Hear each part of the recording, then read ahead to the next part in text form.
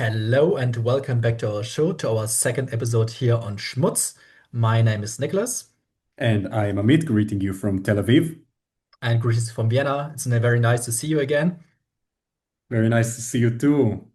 So today we're talking on a very challenging topic, a very essential topic, I think, namely about the roots and modern implication of anti-Semitism. And today we are looking at how it has taken across the centuries in the history and how it continues to influence societies today, and why the understanding is so important. So along this way, we are also to bring in personal reflections and different perspective, especially about you, because you're Israeli and you're Jewish, and that's a very, very important topic to talk about. And to better understand both the weights of the past and the responsibility of the present, we have this discussion today. So Amit, I want to ask you, how do you would define anti-Semitism in today's world? Okay, first of all, thank you for the introduction. I think it's a very important discussion to have.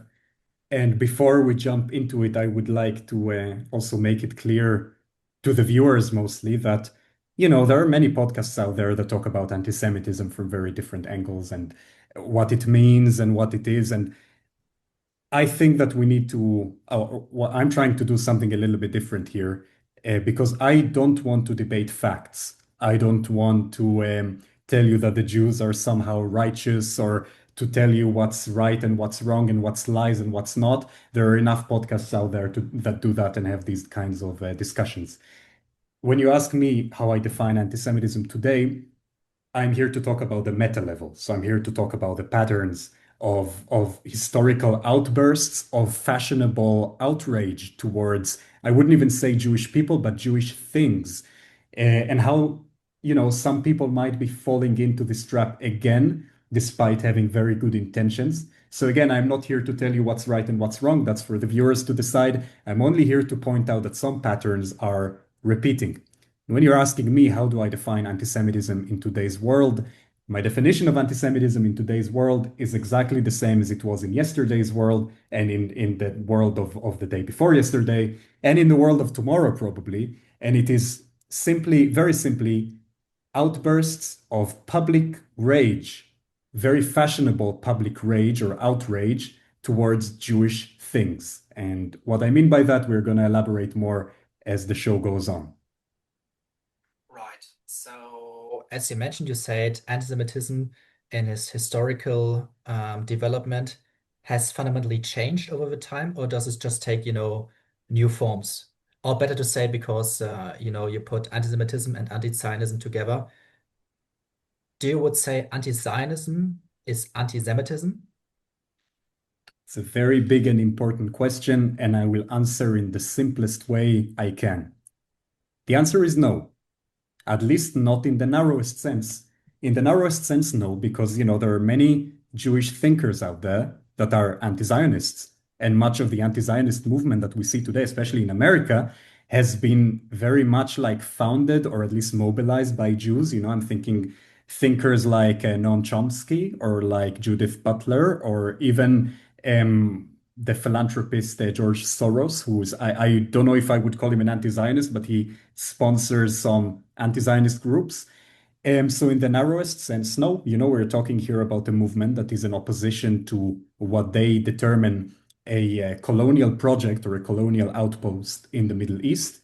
And it's not about ethnicity or about religion. It's simply about the colonial establishment of this outpost. So in the narrowest sense, no. But when we talk about anti-Semitism as a phenomenon, as like a societal phenomenon that has been with us for centuries, and we look at the historical patterns of why people say the things they say, or how people come to the conclusions that they come, then it's starting to look more and more and more like anti-Semitism. And I think that the most important thing for us to understand is that anti-Semitism is a shapeshifter. So you asked me if anti-Semitism has changed fundamentally over time. And I would argue that yes, anti-Semitism started out in the Middle Ages as hatred towards, very simply, towards the Jewish religion, right? So the Jews allegedly crucified Christ, and the Jews refused to accept the new and fundamentally improved the religion that is Christianity, or the Jewish sect that is Christianity. They refused to accept it, and for that reason they were persecuted all over Europe. I think the Spanish Inquisition, they would persecute these Jews until they repented and until they converted into Christianity. So the moment the Jew had converted, they were no longer a Jew. They were no longer a threat to society. They could, at least theoretically, they could integrate into society. But this shape-shifting nature, this is where it gets interesting. Because fast forward a little bit in history, and we are getting to let's say the Enlightenment era. I think this is around the time when it began, when the church and Christianity were replaced with a national identity, and emancipation was becoming a thing, and it was about being a citizen of a nation state, and no longer about being a subscriber of a certain religion, or a servant of some lord. The nation state was becoming the unifying identity. And obviously, this is something that classical anti-Semitism couldn't quite contain, right? Because the medieval anti-Semitism was about converting Jews out of their religion. But then, in this world where religion didn't really play a role, and the Jewish man or woman was exactly the same as their neighbor, except they had slightly different traditions at home, maybe, anti-Semitism shapeshifted into racial hatred, into like a racial form of bigotry. And this is obviously everyone is familiar with eugenics and with the story of the Holocaust and World War II, where Jews were considered an inferior race, essentially. And here we see a difference, right? Because what started out as hatred of the practice, the religious practice of Judaism, has now, like at that point, became hatred of people based on their alleged ethnicity. So to the Nazis, it didn't really matter, to the Nazis and to racists of that time, it didn't really matter what people celebrate at home. It didn't matter that for 3 generations someone had been fully integrated as a Christian or as an atheist in European society. What mattered was that they allegedly had Jewish blood in them, and that deemed them unworthy of life. Now, fast forward, and we are coming to an era where racialism is not really a thing anymore. After World War II, much of the world has decided to do away with this perception of race, or of racism, or of eugenics. And then we've come to a time where being nationalist, or being, I don't know, being exclusive around the nation state has become somewhat stigmatized. And now the Jews are being hated for being nationalist. And this is something that many people on the left wouldn't deny, that yeah, they dislike Jewish people who are nationalist in the Zionist sense. The Zionist movement is the Jewish national movement, but we no longer believe in national movements because this is old-fashioned and this is racist and this is elitarian and exclusive, right? But what we are seeing here, so the reason I'm making this analysis is that what we are seeing here is that the same kind of venom, the same kind of outrage towards Jews has always carried over, despite changing the form, changing the shape or the story around the anti-Semitism. The same kind of venom, the same kind of outrage that brings masses to the streets to protest against Jewish things, this thing has remained. And the reason for that is that Jews have always been equated with the worst, absolute worst thing of their time. So during the Middle Ages, I'm reiterating, it was essentially being heretics, going against the church. And the Jews were being put out there as an example of like the most perfect or the purest form of heresy. And that's why they were hated. And that's why European societies were mobilizing on the streets and like burning Jewish people at the stake, because they were put out there as an example of the purest form of heresy. We fast forward to like the time of eugenics in Europe and racism. The Jews were, again, they were not just criticized for having a different ethnicity, they were put out there as like the example of the worst possible thing you could be in that kind of world. And in that kind of world, the worst possible thing you could be was a cosmopolitan, or a non-conformist, or someone with a double loyalty that goes beyond the nation state. And the Jews were put out as an example of that. And they were hated, and this hatred led to mass mobilization against Jews on the streets. And fast forward to today's world, it's not just criticism of Zionism as a policy or of Israel as an idea. It's criticism of Israel as a Jewish thing that is the symbol of the worst possible thing one could be in today's world, which is being racist or being exclusive or being elitarian. So in that sense, I would summarize this into one sentence. Anti-Semitism changes its shape. It's a shapeshifter, but it carries the same venom over generations. And now I would like to point out also one thing, since we're talking about history. I think that criticism of Jews, is not something that is absolutely illegitimate. So criticism of Jews in the Middle Ages or in early modern Europe, they may have been legitimate for the time. So for example, in early modern Europe, the Jews truly did have more than a single loyalty. Some Jewish communities were more loyal to other Jewish communities than to the nation state. And for that kind of world, this would have been a legitimate form of criticism. But what what eugenics experts and racists and racialists in like Enlightenment Europe did was not just criticize Jews for having more than a single loyalty and see how we can work things out to make society more functional. What they did was to put out the Jews as the example for the absolute wickedness that is going against the nation state. And we're saying the same thing today. And this is where I'm kind of like tying up the question back to the main point. Zionism today, in some discourses at least, it's not just discussed as a phenomenon that is problematic. It is discussed as the absolute worst thing that one could do or one could be in this world. And that's why, even though some Jewish thinkers are subscribers of anti-Zionism, I think that the rhetoric at the meta level is very much anti-Semitic. And that's beside the question of whether Israel is committing genocide or not committing genocide. Like I'm saying, I'm not here to debate the facts. I'm only here to talk about patterns and rhetoric. So to your question, this is my very lengthy and hand-wavy response. Yeah, I cannot agree more. But also a very important point is to mention the political dimension of that. You mentioned the racial dimension, but also, I mean, also to give some historical example of that. I think the Dreyfus affair is very appropriate for that political accusation towards Jews. And if you're familiar with that, Dreyfus, he was a French captain in the 19th century, and he was falsely accused of high treason against France. And he came up or he grew up in the Alsace region between Germany and France. He speak German, and yeah, he was Jewish. And there was this famous quote in French, "J'accuse," um, about Dreyfus, which led, the centuries and the couple of years to the development of yeah, der Judenstaat, the Herzl's idea of a creation of a new Jewish state. But got back to the podcast here, I want to ask you, yeah, you mentioned the cultural and the political dimension, but what do you think has the forehand? Which dilemma is more important? It's like a cultural thing, it's more like a political thing. How do you see that?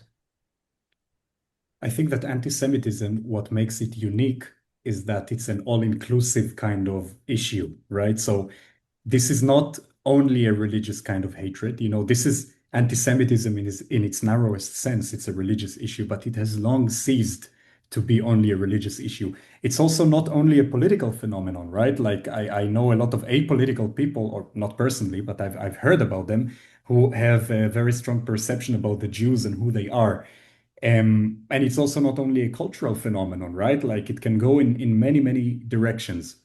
And I think that to understand maybe the logic or like why anti-Zionism is so entrenched, especially in Western societies, we need to go back again to Christianity and to the specifically to the Catholic Church, and really like it's like almost like a multi-layered kind of thing that you need to peel one layer by another to like slowly reveal the core.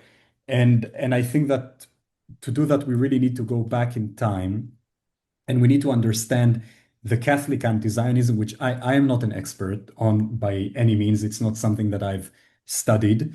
But as far as I understand, Catholicism or the Catholic Church, as it has been established in Rome, has always accused Jews until the 1960s, has officially accused Jews for turning Jesus over to the Romans. And you know that Jesus represented, to this day, Jesus represents for many Christians the basically the perfect martyr, you know, like the person or the entity that took on itself the sins of like the rest of the world, suffered for them, and passed away from this world so that the rest of us could be salvaged and redeemed. And when we talk about the Catholic Church and the connection to Judaism and their view of Jews as, at least in the Middle Ages, their view on Jews as the wicked ones who had turned Jesus over and the wicked ones because of whom Jesus had to suffer for everybody's sins, we need to understand that this mentality, which is essentially religious, but it's also cultural and also political. So it goes into all of the three strands, you know. The Catholic Church in medieval Europe was definitely more than a religious institution. It was a very strong cultural institution. It was the one unifying cultural institution between all European nations before the nation state was a thing, or all European peoples, rather. And it was also a very political institution that basically was calling the shots in medieval Europe about some conflicts and some issues in society. So we're talking here about a very deeply entrenched belief that the Jews represent wickedness and that the Jews somehow robbed the world of the one thing, the one entity that represented the pure good, you know, that suffered for everybody else's sins and took them upon himself. And this thing hasn't gone away. You know, European societies became secularized, but this mentality has stayed. And it's a mentality that, like I've said, it's deeply entrenched in there today in many Western societies, obviously in Catholic countries, but not only. And by the way, this is also why I would say that, you know, there is this claim on the European right that anti-Semitism is somehow imported from Muslim countries, or, you know, it's through migration, anti-Semitism has risen. And I don't really agree with this, you know, like, yeah, sure, like some migration has given rise to violence or like to hate crimes towards Jewish communities, towards Israel, sure. But I think that essentially what has legitimized it is not that. It's exactly this like deeply rooted Catholic mentality of accusing the Jews of going against everything righteous in this world, everything pure in this world, and being basically the antithesis of that. And this takes me back to, you know, to your original question of whether anti-Zionism is anti-Semitic. And really, especially when you look at Catholic countries, Catholic societies like Italy, Spain, even parts of Poland, Ireland, obviously, and what's happening there right now, um, you know, it's getting harder and harder not to see at least some parallels. And I've watched a very interesting video on Instagram by an Israeli guy who lives in Italy.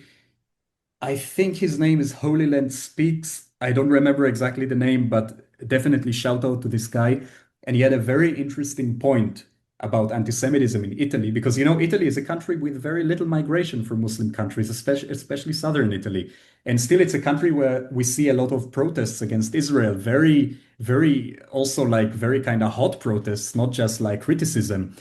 And he said something very interesting. And he said that for Catholic, modern Catholic societies, obviously not all of them, but some of them, he called it Palestinismo. So, you know, What's that? where, so that's what I'm going to explain. So essentially, Christian religion, I'm sorry, has been on the decline in recent decades because obviously like the world is getting more and more globalized, more and more secular, but it doesn't mean that the tropes or the fundamental beliefs have been going away. And his point was that Palestine has basically replaced Jesus as this sort of like as this sort of it's a funny point, but when you think about it, it makes sense. It's like this sort of martyr. The Palestinian kids, they are these martyrs who suffer for the world's sins, and obviously the Jews are the bad ones who cause all this monstrosity that is happening to them at the moment. Again, I'm not here to tell you that it's false or that it's true. I'm only here to debate the meta level discussion. And you take that, you basically you take Jesus, you replace it with Palestinian kids, and you have again a very similar rhetoric of, you've got here something that represents purity that is being under assault by very dark forces, allegedly, that happen to be Jewish. And the interesting part is that, just like Jesus essentially redeemed the sins of all humans in the belief, right? Has redeemed the sins of all humans for by being crucified. Somehow there is, as far as I see it, that this is my interpretation, it there is also this sense, especially among left-wing circles, that the deaths of Palestinian children and raising awareness to them is somehow salvaging or redeeming Europe of its colonial past. Wow, what's incredible. Really, I never heard the term Palestinismo. And but I guess that's the reason why we're making this podcast. I learned so many new things about anti-Semitism and, get it from first hand is something very nice. Um, but now we have to go a very important topic, which you cannot pretty avoid when you're talking about anti-Semitism, and that's the question of the Holocaust and the Shoah. And well, of course, it's a very historical trauma, both in Israel as well as in Germany. And I would ask you, how do you balance um, or remembering the historical trauma with looking forward to, yeah, let's say with coexistence right now? I think that a very important thing to remember, we've briefly discussed the Holocaust in the previous questions, and I think that a very important thing to remember or to bear in mind when we discuss the Holocaust is that in the Israeli context, the Holocaust has never really ended for most people, because the story normally goes that people migrated to Israel somewhere in the 40s or the 50s or the 60s, as especially people who came as refugees from Europe at the time, also people from other parts of the world, obviously. They migrated to Israel around that time, but the country has never really been at peace. And you could also say that everything that's happening in Israel today, in the entire Middle East, actually, is a direct result of World War II and of the British rule here and of the UN partition plan and everything that has happened since. But that the most basic fact here is that our people have never really had peace since 1939 or 1933 for those who lived specifically in Germany.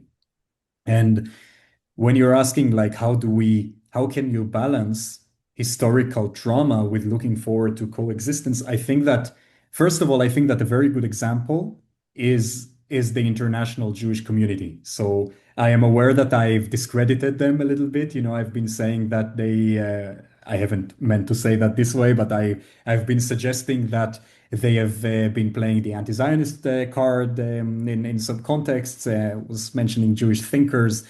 Um, but at the same time, I think that when you look at the international Jewish community, especially as a Jewish man who has lived abroad for quite a few years, I think that this is a good example of, how a peaceful life and how relative safety, I'm saying relative, very important, relative safety in the countries where they're living can really, bring about a more liberal, open-minded, I don't even know how to say this, a more diverse approach maybe to politics, to the world, to society. You see Jews that can much more easily coexist with all sorts of narratives, with all sorts of people. And again, in the narrowest sense, that does not go into historical patterns of why antisemitism resurfaces and where it comes from. Again, in the narrowest sense of being safe as a Jewish person and being safe and tolerant somewhere else, they do it much better than we do it in Israel. And I think that we have a lot to learn from them in that sense. But at the same time, you have to remember that in the Israeli case, the this historical drama is not really historical. It's never really ended, and the country has been fighting for its survival for decades. And this is also an explanation for what some people would call Israel's brutality, like why does Israel have to bomb relentlessly anywhere and everywhere around the Middle East? One of the reasons is that when a people find themselves in a situation of existential threat for generations, the responses to threats become more and more and more quote unquote brutal. By the way, this is exactly the explanation that some people on the left use to describe Palestinian terrorism. So I really see both points here, and I'm not trying to discredit anyone. But the I think that the most important thing here is really to remember that this is an ongoing event, and until Israel has safety or has security and really becomes a safe haven for Jews in its fullest sense, not only internally but also externally, the Holocaust will not really end. And I think I can summarize this like to the best of my ability using Golda Meir's words, as Prime Minister of Israel during the Yom Kippur War in the 70s. She said, if the Arabs lay down their arms, there would be no more war. If Israel lay down its arms, there would be no more Israel. And obviously, this is a massive simplification of geopolitics in the Middle East. But I think that at its core, there is really, if we talk about, again, not about facts, but about the meta level, this really connects to the Israeli sense, to the Israeli narrative that the Holocaust is still ongoing. Wow, that's crazy. Well, no more Israel. That's a very emotional quote. Yeah, that's a crazy thing. I'm more emotional on this topic than you. That's crazy. Why do you think you're If you, more emotional than me? because I'm listening to you and I feel emotional when you're talking about these topics. It's not like reading a book. Yeah, but yeah. It's something crazy about the Germans that I've known, some Germans that I've noticed is that on both ends of the spectrum, so both, supporters of Israel and critics of Israel, they feel very like strongly about this country, even though in the end of the day, I understand we have history, okay. But in the end of the day, it's a very distant piece of land, and it's very interesting that the Germans feel so involved sometimes. A very interesting thing And to normally see. Germans are not very emotional, but on this specific topic, they're very emotional. Yeah? Yeah, yeah, It's I've that's noticed crazy. that. Yeah. Yeah. Yeah. And that's what history learned, right? And that all everybody's going to question the Jewish question right now, the question of the state of Israel, that the history was necessary, that 6 million Jews has to be exterminated during the Second World War, during the Holocaust, that the people understand the necessity of a Jewish homeland. If they made this decision, I don't know, 30 years earlier, I mean, millions of lives could be spared about that. So this is a very crazy thing. And for my part, especially, especially for Germans, this is also a very emotional part. And one of my most emotional events was during my first visit in Poland. I was visiting the Jewish Museum there in Warsaw. And during that time, when the Holocaust occurred, there was a very interesting person. His name is Adam Chemyakov, and he was the head of the Warsaw Ghetto of the Jewish Council of the Judenrat in 1942. And he was writing a letter in a diary, and the final letter was on the 20th of July, 1942, at the day he died by suicide after refusing to sign off an deportation to the Jewish children to Treblinka. So 20th to July 1942 was the first day of the first train from Warsaw to Treblinka. And here's the quote, and I tried to make it very good. Yeah? With Adam Chemyakov, what he said. You demand that I, with my own hands, kill the children of my people. I have no choice left but to die. I cannot deliver defenseless children to the deaths. I've decided to step down. Do not regard this as an act of cowardice or an escape. I am powerless. My heart breaks from grief and compassion. I can no longer endure this. My action will reveal the truth to all and perhaps lead them onto the right path of action. I am aware that I leave you with a heavy legacy.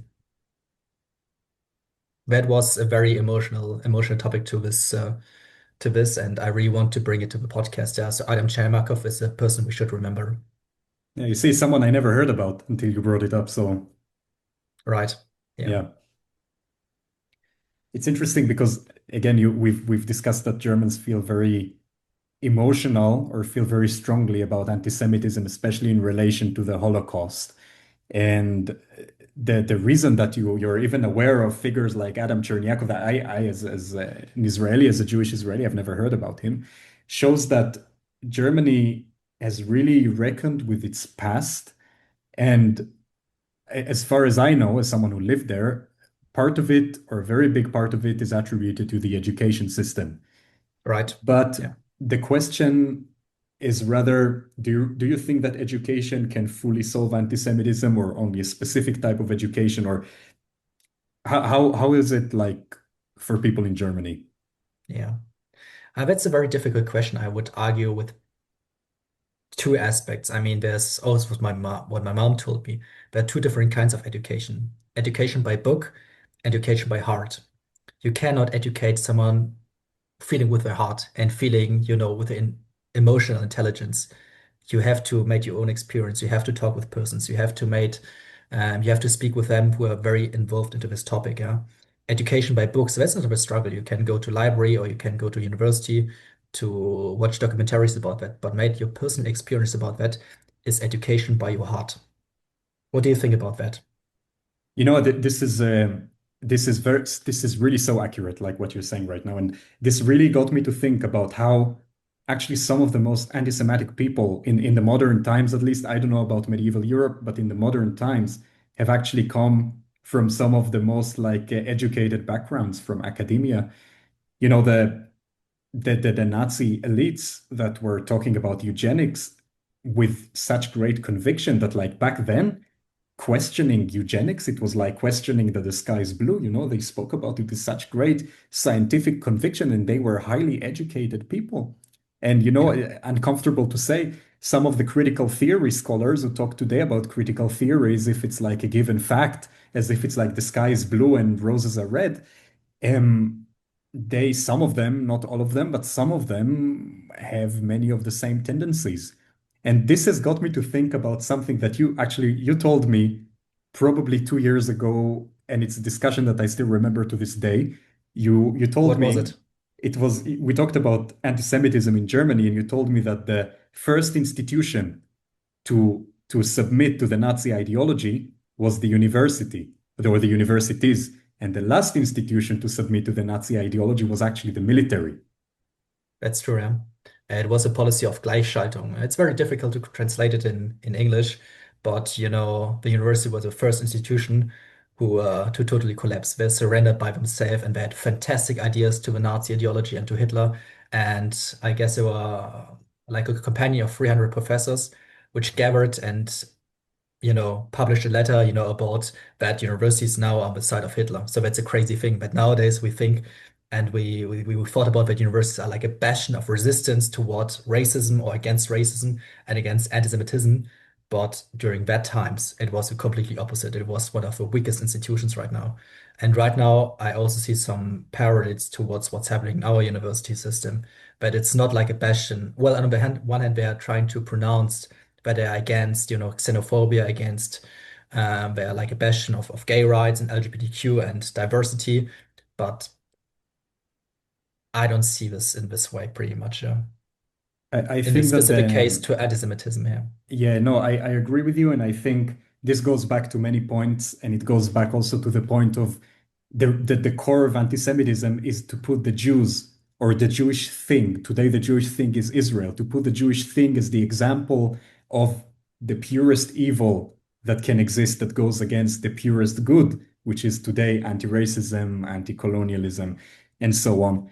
But I think that academia is great, and I'm very much in for education. My parents are both educated people. They pushed me to pursue this path. I wouldn't be able to hold this kind of conversation if it wasn't for my education, and I guess you as well. So I'm really not against the the university system or the academic education system, but I do think that academia is very prone to ideology because like you spoke about education by heart and education by book. And academia often lacks the heart because it's about, producing theories and publishing papers. And on the paper, we've both written papers. You can write whatever you want and you can make it sound convincing. And it's a lot about, kind of like becoming, going with the mainstream and getting things published. And it's very hard, even in the sciences, it's very hard to reach true objectivity. And I think that for me, where I draw the line with academic education is, do you like spit out venom? Do you spit out anger and rage, or do you hold an intellectual discussion like you and I are holding right now? And when Yeah. it comes into outrage, when it comes to this realm of like spitting out venom, this is where for me the academic discussion ends. And as a side note, you've been to Israel, and it's something that you can confirm. In Tel Aviv University, for example, and also in the rest of Israel, you would see a lot of nationalist symbols or national symbols, right? You would see the David Star, you would see the flag, soldiers in uniforms, billboards by the IDF, all sorts of things like that. One thing you would almost never see is something that goes against someone else. You wouldn't see people burning Palestine flags. You wouldn't see people, like going against symbols of other nations, even nations that have really rubbed us the wrong way. It's not a thing that we do in Israel. Obviously, there are extremists who might do that, but it's not as widespread as in Europe. Like, you can confirm that. I mean, you've been to Israel. I don't think in any city or village or town in Israel you would see people casually burning a Palestine flag or doing anything similar.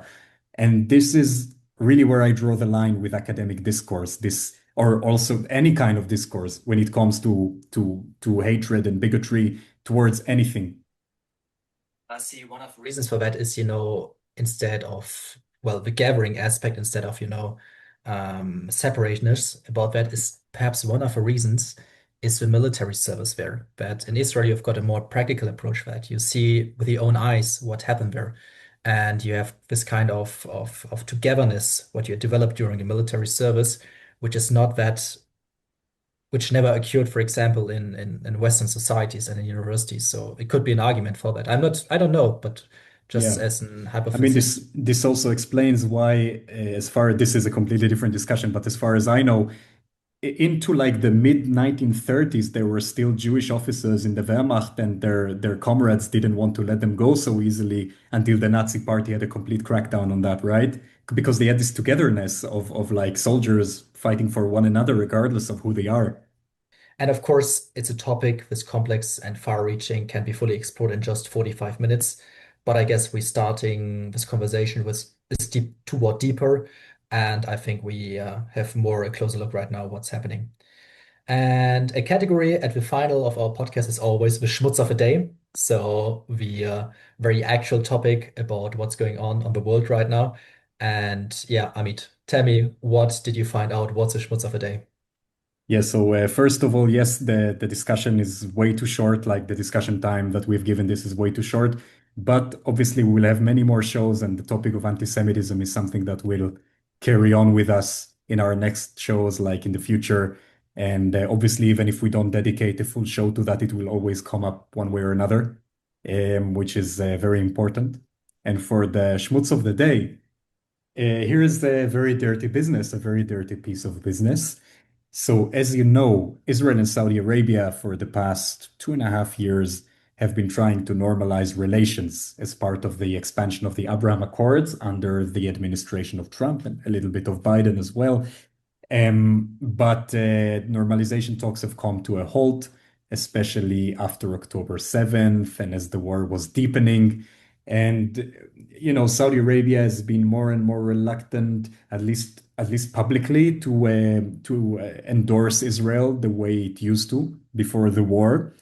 And Saudi Arabia and the US also have their ongoing partnership, and they have been getting closer and closer in the last weeks and months. And this has basically accumulated into one deal, which is a procurement scheme of F-35s, F-35 planes, fighter jets from the US by the Saudis. And why is this big? The reason it's big is because Israel, according to a long-standing American policy, Israel must have like the superior technology in the Middle East in terms of airplanes, tanks, information systems, all of that. Israel must have the advantage of quality because we do not have the advantage of quantity, and because we're a major ally of the US. And Israel, for the longest time, has been the only country to have F-35s in the Middle East. And Saudi Arabia has been wanting them for a pretty long time. But what's been preventing them from doing that, at least from the side of the Americans, is the condition that they must normalize relations with Israel before getting any guarantee of F-35s or any technology of that sort, right? And in the recent weeks, we've been expecting to hear at least some proposition for normalization, or for a path for normalization, as a result of the procurement of F-35s. It's something that they have been talking about again recently. And to our surprise, this morning, we've heard that Saudi Arabia is going to get F-35s, and they are not going to normalize relations with Israel so long as there is no viable path to a Palestinian state. And this has basically broken the long-standing condition of the US administration towards Saudi Arabia, which is very interesting. So again, this shows that Trump, anyone who calls him a Zionist or a right-winger or a left-winger, this guy really is a thing of his own, and he doesn't really operate with strong principles. And it's a very interesting and very dirty piece of business in the world political stage. And this is like a very appropriate example right now where you can see the Schmutz. You can see the ambiguity in geopolitics as well, in foreign policy. But I don't know, perhaps it could be a factor of balance of power if you have like mutual military capabilities on both sides, Israel on one hand, Saudi Arabia on the other hand. Yes, therefore we're going to conclude this episode on Schmutz. It was a very nice pleasure to having you. I hope so that on next episode you're always listening to us, and thank you very much for listening.